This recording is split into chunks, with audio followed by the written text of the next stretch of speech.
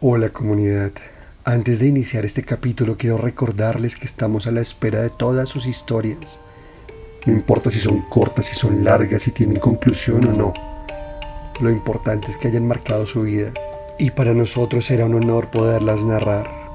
Como siempre, en el link de la descripción del video van a encontrar nuestro correo.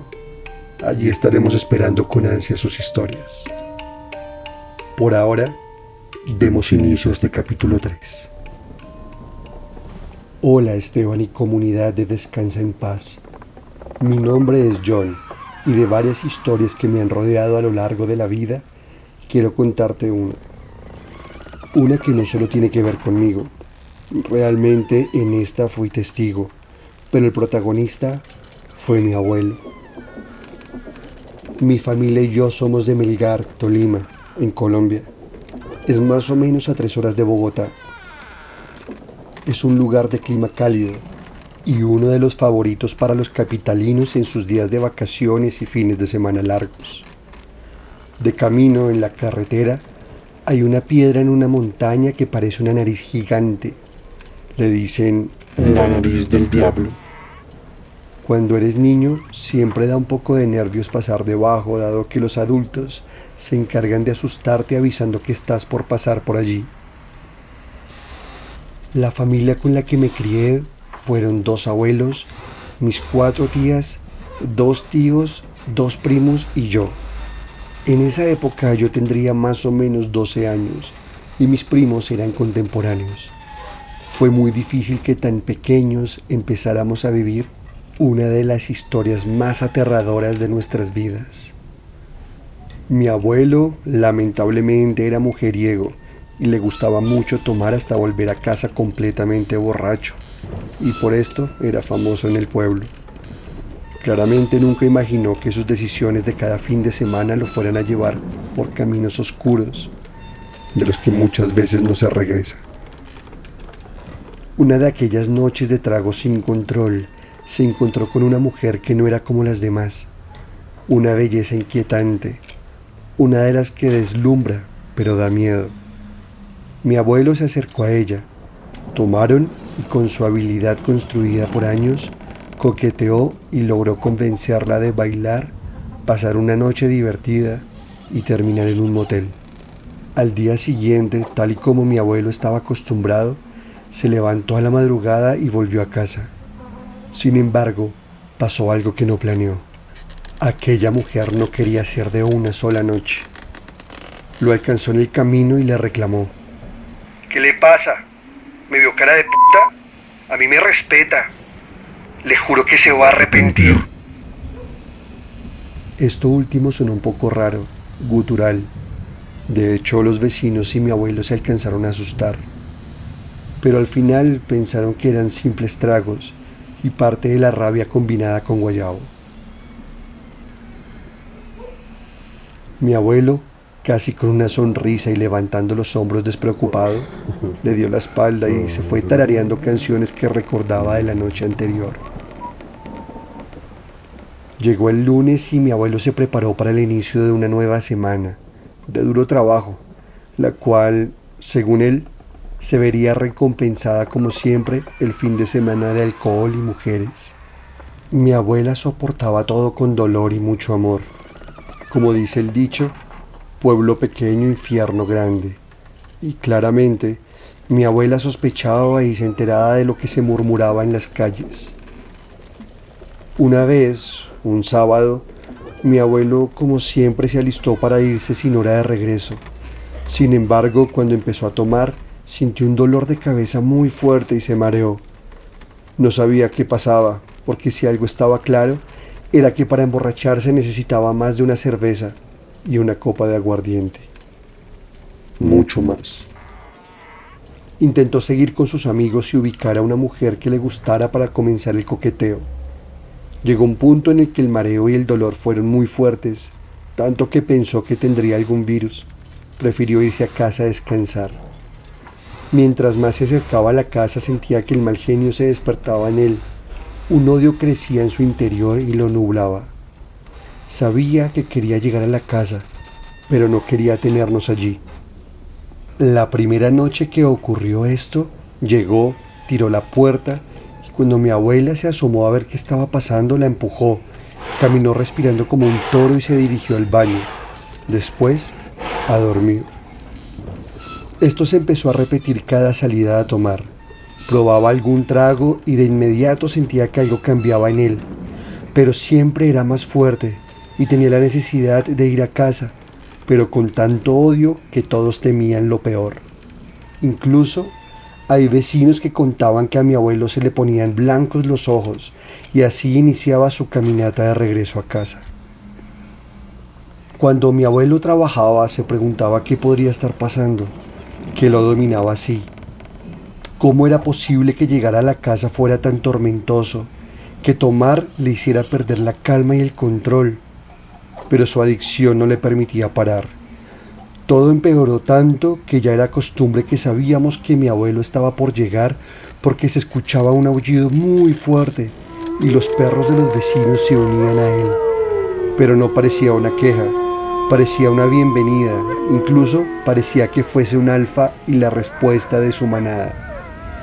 Mi abuela corría a buscarnos, nos despertaba a todos y nos pedía escondernos mientras mi abuelo golpeaba paredes, nos buscaba con amenazas, parecía que olfateaba y respiraba durísimo. Recuerdo muy bien estando en el closet o bajo la cama, junto a mis primos y abrazados con mi abuela. Cuando estaba a punto de encontrarnos, ella debía dejarnos. Nos pedía que nos cubriéramos los oídos e iba a enfrentar a mi abuelo para protegernos. Mi abuelo se desquitaba con ella, le gritaba mucho y la amenazaba. Después iba al baño y acto seguido a su cama y caía profundamente dormido.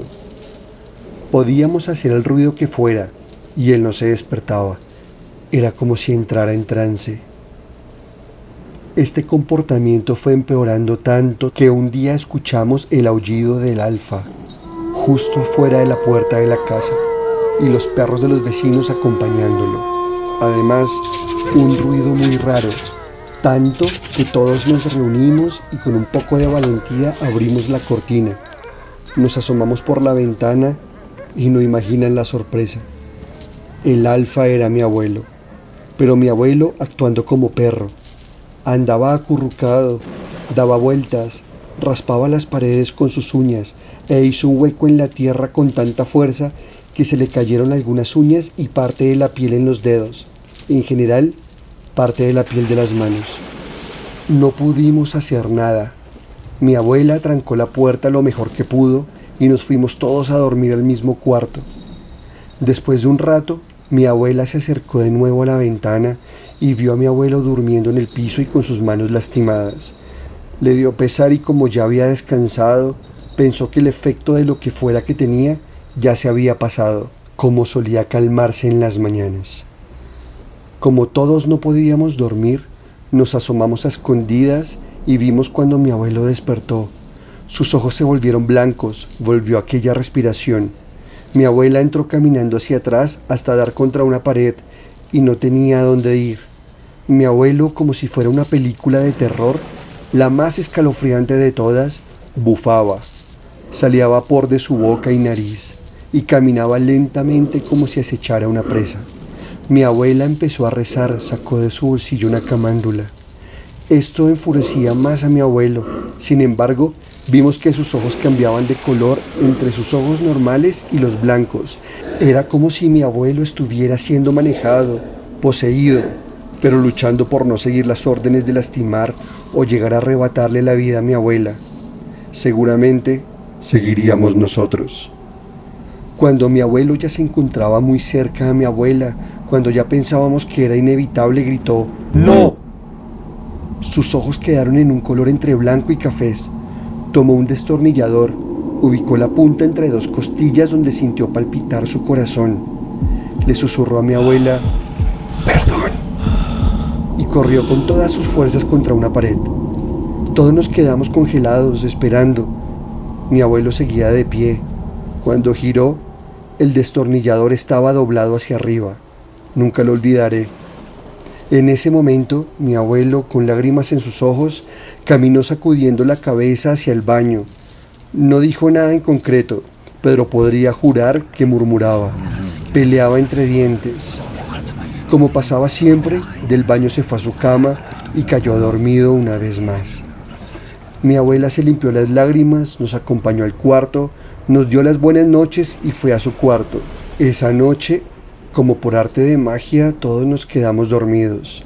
En un momento, la abuela sintió que mi abuelo hacía fuerza, como una lucha interna o como si tuviese una pesadilla luchando con alguien o con algo. Mi abuela intentó levantarse a ayudarlo, pero no podía moverse. La atacó la parálisis del sueño y cuando más intentaba despertar, más sentía que la apretaban. Mi abuelo empezó a hacer ruidos más fuertes hasta que en un momento suspiró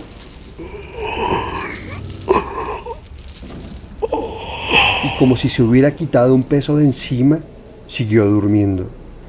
Pero mientras eso pasó, mi abuela sintió que algo gateó a su lado y le tocó el pecho. Ella lo describe como una mano pequeña, como la de un niño, pero con uñas afiladas y muy fría. Eso se acercó, abrió la mano y se posó en su pecho dejándole marcas de uñas que todos pudimos ver al otro día. Después, esa mano se quitó y sintió como que eso se alejaba. Desde el día siguiente, mi abuelo cambió su vida para siempre. Dejó el trago y las mujeres. Se volvió muy tierno y detallista, pero no solo con mi abuela, también con todos nosotros. Fue increíble haberlo presenciado.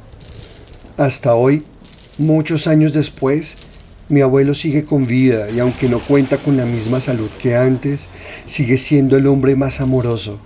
Nosotros vimos cómo algo o alguien le ganó a aquel demonio que aquella mujer con brujería le envió. Como les decía antes, pueblo pequeño, infierno grande. Nos enteramos tiempo después que esa mujer era bruja y fue justamente ella quien le envió una poderosa brujería a mi abuelo para hacerlo sufrir con un gran castigo. Le envió un demonio para que mi abuelo acabara con su familia y se arrepintiera para siempre. Nosotros sostenemos que el amor de mi abuela fue el mejor guerrero en esta batalla y que, afortunadamente, mi abuelo, aunque cometiera muchos errores, realmente amaba a mi abuela y esta lección de vida mejoró todo. El amor exorcizó la brujería, a un demonio y al trago. Ahora que han pasado tantos años, de la nada a mi abuelo lo atacó un cáncer muy agresivo y él está muy mal. A veces dudamos si al final la venganza fue más fuerte o una muy dura casualidad.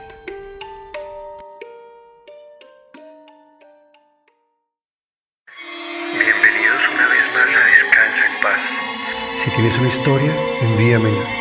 Pero cuidado, a veces hablar de ellos los atrae. Nos escuchamos en el próximo episodio, si es que todavía estamos aquí.